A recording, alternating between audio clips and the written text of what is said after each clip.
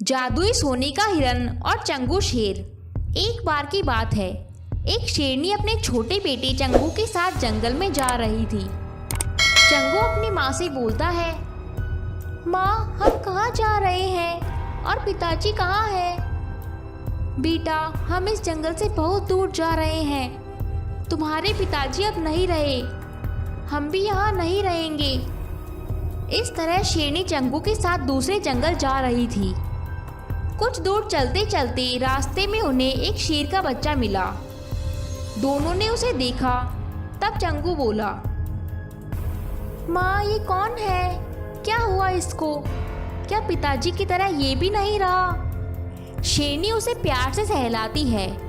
थोड़ी ही देर बाद उस शेर के बच्चे को होश आ जाता है। शेरनी उस शेर के बच्चे को अपने साथ दूसरे जंगल ले जाती है और उसका नाम मंगू रख देती है।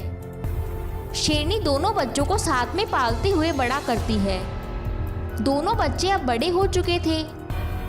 एक दिन चंगू शिकार करके एक जानवर लाता है और शेरनी से कहता है, ये देखो माँ, मैं तुम्हारे लिए शिकार लाया हूँ। तुम्हारी सेहत ठीक नहीं है ना, तुम खा लो। नहीं बेटा, इसको तुम खा लो, तुम हमारे लिए इतनी मेहनत जो करते हो।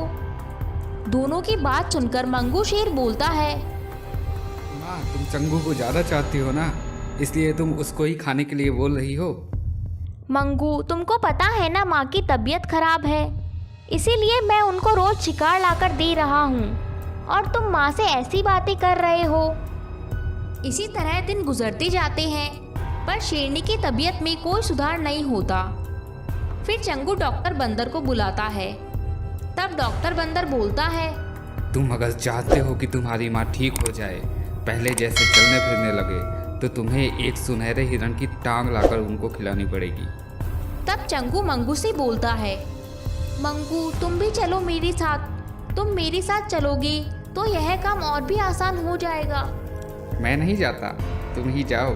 वैसे भी माँ तुम्हें ही ज़्यादा चाहती है ना। मंगू की बात सुनकर चंगू सुनहरे हिरन की तलाश में निकल जाता है और जाते जाते उसे जंगल में दो प्रकार की सीढ़ियाँ मिलती है। एक सोने की सीढ़ी जिस पर एक बूढ़ा हिरन बैठा था और दूसरी पत्थर की जिस पर एक सुनहरा हिरन खड़ा था। चंगू मन में सोचता है, वाह सुनहरा हिरन, अभी इसे मारकर घर ले जाता हूँ। वो यह सब सोच ही रहा था कि तभी वो बूढ़ा हिरन चंगू को आवाज़ देता है, चंगू, ओ चंगू, इधर आओ। देखो मैं बूढ़ा हो चुका हूँ, मेरी मदद करो। मुझे मेरे घर तक छोड़ दो, मैं तुम्हारे पिता का दोस्त था। चंगू सोचता है, जाते जाते क्यों ना मैं इस बूढ़े हिरन की मदद कर दूं। फिर इस सुनहरे हिरन को तो मैं ले ही जाऊंगा। चंगू बूढ़े हिरन को अपनी पीठ पर बिठाकर उसके घर छोड़ने जाता है और जैसे ही उसके घर आता है तभी वो बूढ़ा हिरन एक सुनहरे हिरन में बदल जाता है और बोलता है, लो चंगू, ले चलो मुझे अपनी माँ के पास, ताकि वो मेरी टांगे खाकर ठीक हो सके। चंगू सुनहरे हिरन को लेकर अपनी माँ के पास जाता है और उसे मारकर उसकी टांग माँ को खिलाता है। उसकी माँ हिरन की टांगे खाकर एकदम स्वस्थ हो जाती है और चलने लगती है। ये सब देखकर मंगू सोचता है, क्या मैं भी उस सुनहरे हिरण का टांग खाऊं, जिससे मैं चंगू की तरह ताकतवर बन जाऊंगा? मंगू सुनहरे हिरन की तलाश में जाता है। उसे भी वो दो प्रकार की सीढ़ियाँ मिलती है और वो हिरन भी मिलते हैं।